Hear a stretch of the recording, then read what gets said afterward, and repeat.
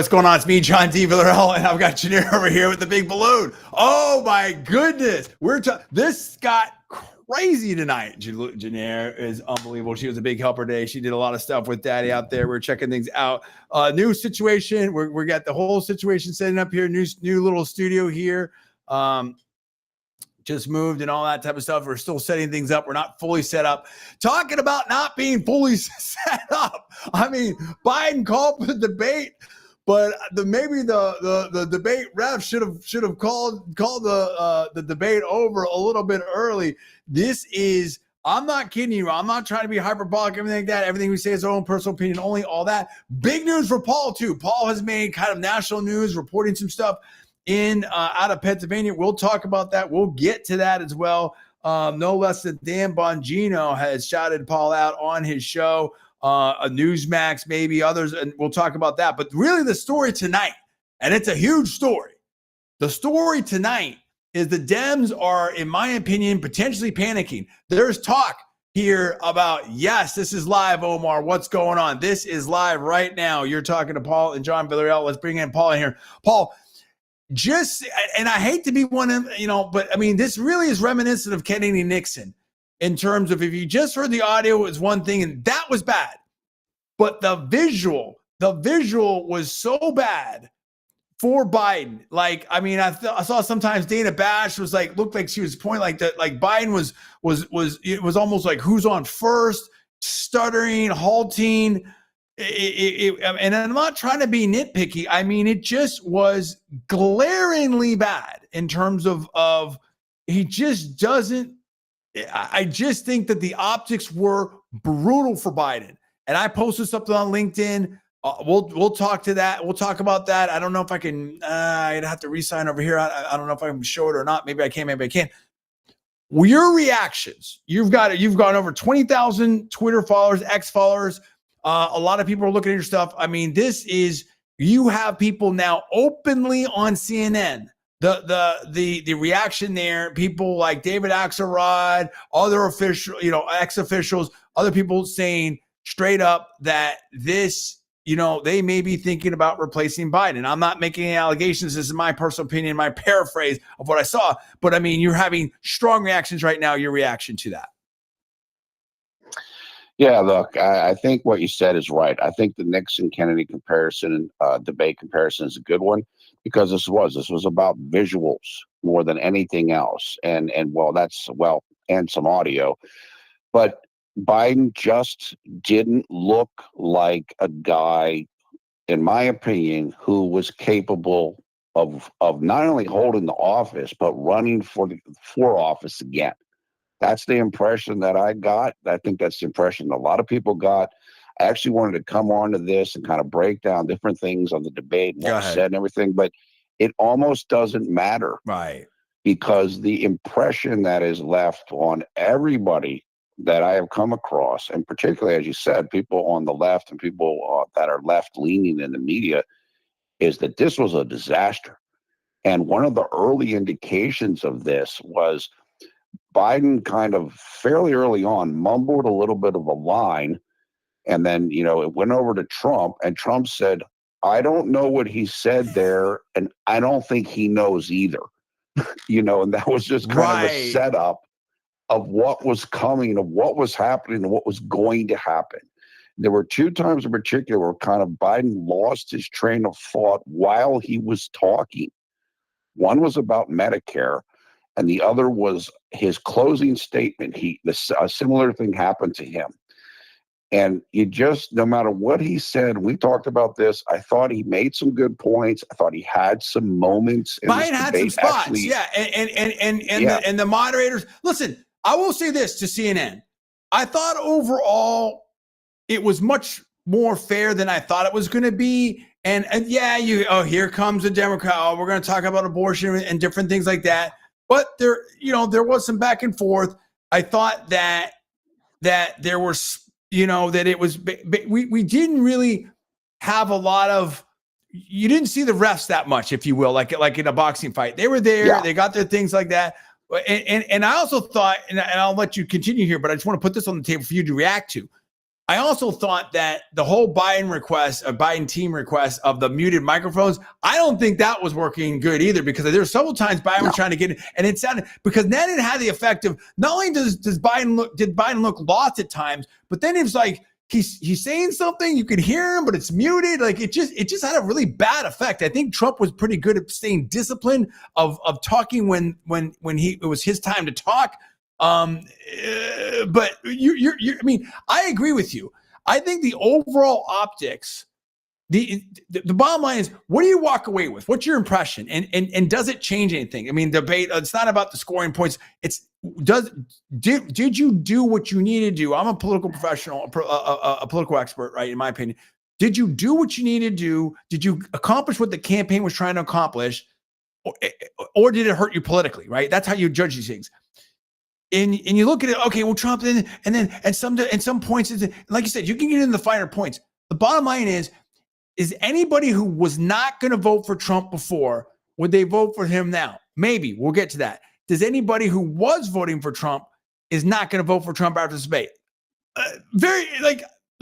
No. I mean, I'm not saying absolutely anybody. I'm saying in significant percentages. Doubtful, right? I don't think this is going to move Trump's numbers significant from a negative standpoint. I don't think Trump significant. Let me rephrase this. Let me revise an extent. I don't think Trump is at risk of losing significant support from this debate performance. Okay. Now, on the other side, does Biden pick up significantly from this debate? No. Okay. So you put all the points back. Now, can Biden lose significantly from this debate? Absolutely. Okay. There were people talking about, this is going to hurt Biden with young people. I think particularly with like the donor class who likes to back a winner, because, from some people that may want access, stuff like that. and then independents who, kind of are more swayable, right? And maybe finger in the wind, whatever like that. And some people want to be with bandwagon. Some people want to vote for the winner, whatever it is. People are going to look at this and be like, that guy's not winning. Trump's going to win. And you're going to see quick reaction. If there is not quick reaction, and I'll say some of what I might talk about what I wrote on LinkedIn. I had a big reaction on that when people were jumping on that. If there's not a quick, rapid reaction from the Biden campaign, this race could be effectively over. And I called it very early, right after and I even was talking about, I think I was texting you, Paul, about that during the campaign. We were texting a couple during the debate. I mean, and that's the point. There's a lot of people that are going to say that the dude's just not up for the job.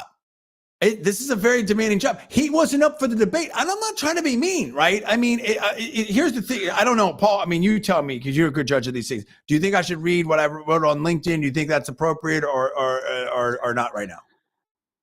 Look, we could keep this shorter. I don't think you need to read everything from that. I mean, you can read parts of it if you want.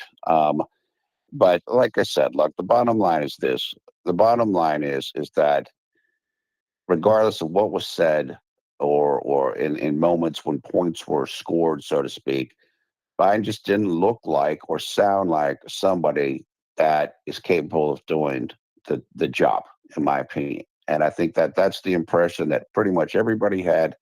I saw they did a quick focus group with 3 Biden voters right after the debate, three black voters who all of them supported him in 2020. And they said, did you vote for him in 2020? All raised their hands. Are you still with them now? 2 of the 3 dropped their hands. That's it right there. Right. And with the Democrats panicking, clearly they're saying they're panicking. People are on the air reading. I've gotten all these texts from people and they are panicking. That's where we're at right now. That's where we're at. And I think the real question is, as you said, what is Biden going to do about this? And secondarily, are there people who are not necessarily fans of Joe Biden and the Democratic Party who are going to try to use this to oust him? Right. Yeah. I mean, look, it's like, how do I say this? And what I wrote on LinkedIn is, and I'll probably and on Facebook as well, and I'll probably just do a quick skim paraphrase of it. And it was basically to the effect of like, look, this is, I'll start, this is over an hour ago. Debate was not good for Biden. 2024 election may be effectively over, in my opinion. This could be cataclysmic for the Democrats. It's that big. There will be calls to change candidates, and I think that may be way worse. Best way is to course correct, and Biden needs another debate, speech, or something ASAP that fixes this, or the race is done. And it's way more than just an election for president. This could have, massive electoral losses for Democrats. I expect the donors and independents to shift fast. The Democratic Party is in crisis control. No joke, in my opinion. Okay. And then I went on and talk about stuff like that. And the thing of it is, like, it's not that no one's taking pleasure in it. And like even Van Jones was like, oh, this is sad. And here's the thing, like, with some of the things I went on further, I talked about my powerlifting championships and when I retired, and I won my last, I got multiple titles at my last championship, but I was really beat up and injured, and I was like, okay, this is it. I knew that's was it. And it's like that line from Rocky gave in, I think one of the Creed movies. I think it's the first one, maybe the second one, I don't know. And it was when he's talking to Jordan, who was playing Apollo's son, and he's like, why? It's like, I can't remember. Like, Father Time is undefeated, and that's it, dude. That's it. Now there are people. First of all, peace, love, freedom, opportunity for everyone. We don't generalize. We're all for everybody. No discrimination, anything like that. Okay, but there's people out there that are 100 years old that are doing amazing things, that are graduating from Stanford. I saw some incredible thing. Someone got a master's the other day, or very, very, very close to 100. I mean, just, fantastic story. I saw there's someone breaking some world record in sprinting, 100 years old. And there's, and my dad died at 52. And at some point, time's up. Like, my time was up in 2006. Now, I'm not saying, like, if I really wanted to, and I got myself together, that maybe in the master's class and this and that, whatever. But I mean, the risk now is much higher for me, and the reward is like, I already have a national champion. Like, what am I going to do? Like, doesn't like pay. And so I think people gave Biden the benefit of the doubt. Being president is a very, very hard job, physically demanding, mentally demanding. He couldn't handle himself on stage with Trump tonight. So here's this person that the Democrats like, oh, Trump's a buffoon and he's a clown and he's not an expert and it's the chaos presidency. And Biden couldn't handle him. He couldn't handle him with muted mics. He couldn't handle him on CNN. He looked confused. What happened to the cheap fakes and the deep fakes of, oh, Biden's not wandering off and he's not. Dude, I mean, we all know people where it's just, let me put it this way.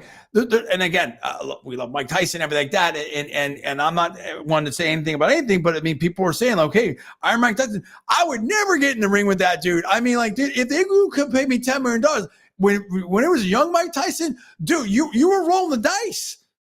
I may hit the canvas. I may never wake up. I mean, that guy was a monster in the ring. That guy is not the same guy at 57, 58. And now he had to postpone the fight. Father time, dude. Mother time, whoever. It doesn't matter. Time. It doesn't, like time has clearly caught up to President Biden. And that doesn't mean, like, I'm not making a decision for him. I'm not making a decision for his family. But voters will make a decision. And I that's just an assessment. And now Democrats are going to make a decision. Paul, am I off base here? What do you think?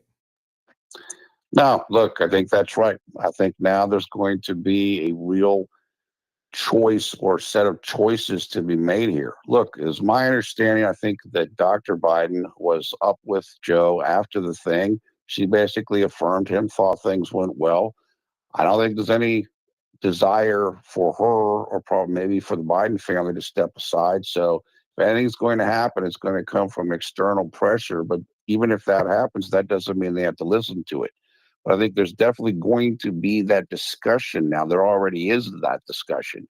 So that is happening right now. And look, I don't know what they should do. I mean, it's up to them. They're going to have to figure it out, and the party is going to have to figure it out. As far as Trump was concerned, this was an absolute grand slam, super home run. You can't get any better than this. This was a complete, total victory by default. All he had to do was show up. And as you mentioned, Biden couldn't do this even after a week of rest. I mean, I don't know how much worse it could possibly be than this. Well, and here's the thing, too. In fairness, Trump doesn't look quite the same as he did in 2015. I'm not the same as I was in 2015. It just happens, dude. I mean, maybe in certain ways better, but in other ways not as good, right? And so, and that's what it is. And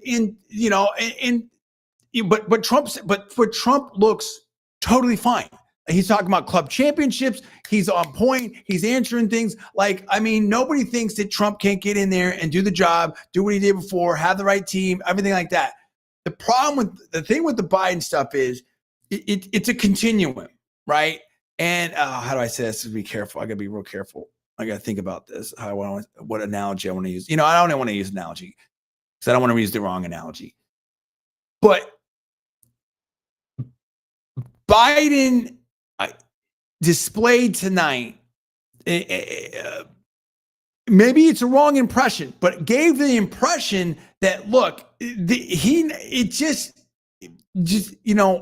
don't know if this dude can do the job now or let alone 4 years from now. So like someone saying on CNN, who are you really voting for? You're voting for Biden? You're voting for Kamala Harris? Like there's real issues that people are going to have in their minds about competency and being able to do their job. And then you have to say, okay, well, and some people have said this before, and it's not, conspiracies. It's like who's running the government? Is it the advisors? Is it, I mean, and again, I don't know. I know nothing, right? I mean, I have no idea, but even if you say it's all Biden, he's hands-on, how hands-on is he? As you said, Paul, he had to rest for a week to do this. Is he going to have 1 meeting a day, 10 meetings a day, 3 meetings a day, 2 meetings a day? Is it 2 meetings a week? This isn't going to get better. How is it going to get better? Like, I mean, again, it's just, you don't have a 70-year-old trying out for the NFL. There's just certain things. It just doesn't make sense. Like, yes, okay, there's a lot of politicians that are older, but there's a certain level, de minimis level, that you need to be for president. This is the most powerful job in the world. I mean, you're making military decisions, you nuclear code, all that stuff. And not trying to be hyperbolic, but I mean, there's real, and the thing of it is then it becomes a question of legitimacy in terms of, we vote for a president. We don't vote for a cabinet. We don't vote for a first husband or a first wife or something like that. We don't vote for advisors.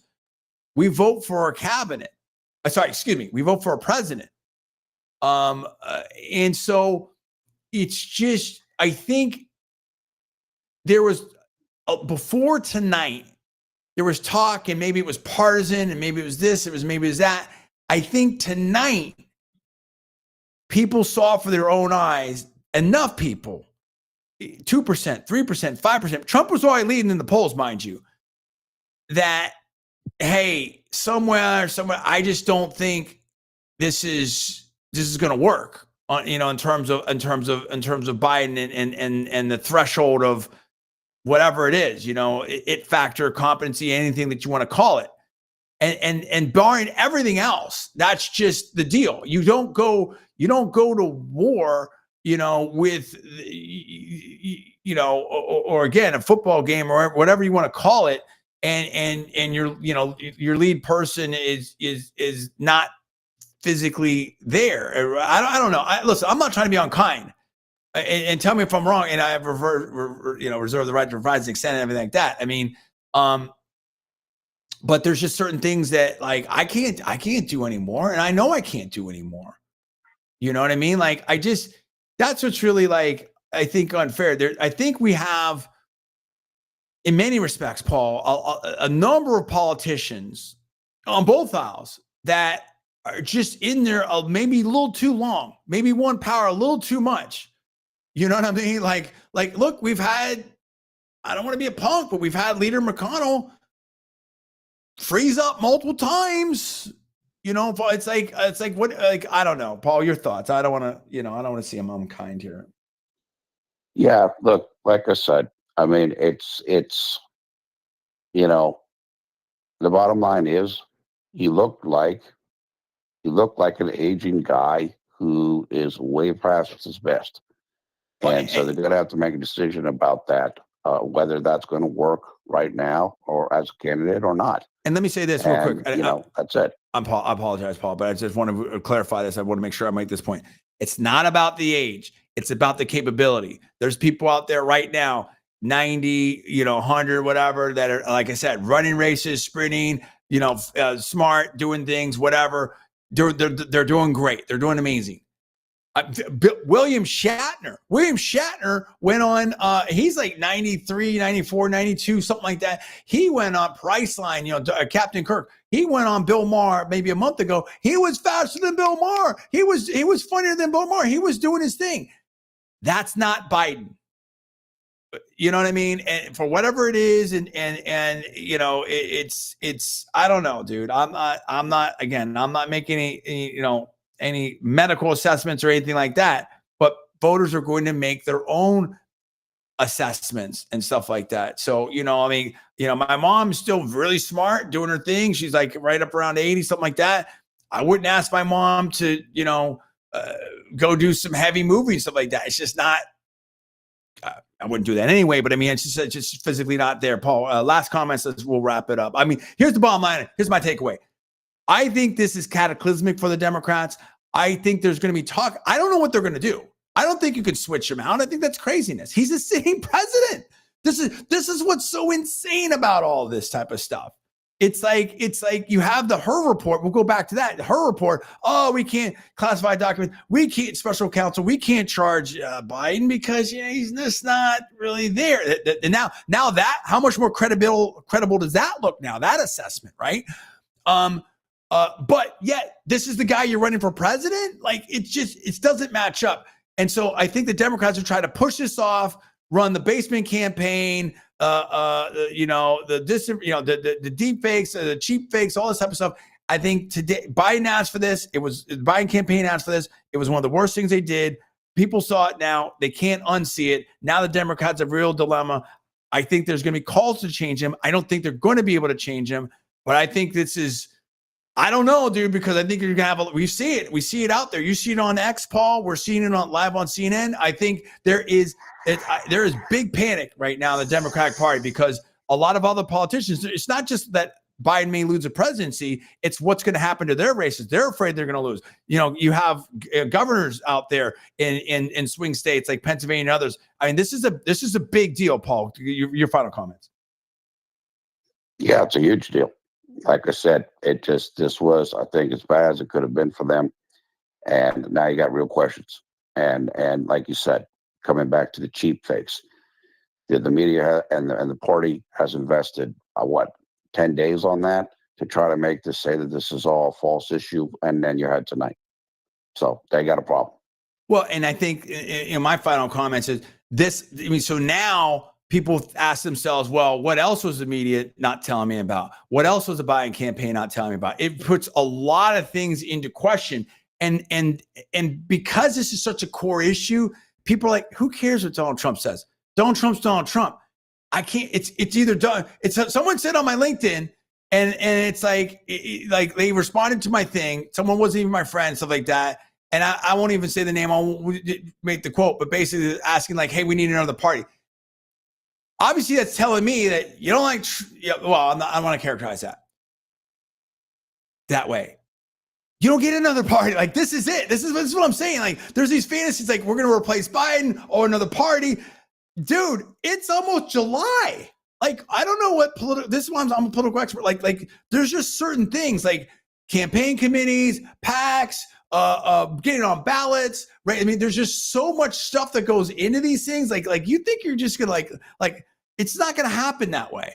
This is it. Now, can they do something? The Democrats do something extreme, in Chicago and not? I guess, technically yes, but at what cost? And again, then it's like, okay, well, they only won Pennsylvania because of Joe Biden. So, do you think Gavin Newsom's going to win Pennsylvania? I mean, like, what reality are we living in here, Paul? You can speak to that. And also, and we'll do another thing on this. But I mean, Paul's just going over 20,000 followers on X. Paul has done some great reporting there in Pennsylvania, and it's been picked up, I believe, by Newsmax, but definitely by Dan Bongino. I've heard that myself on his show and stuff.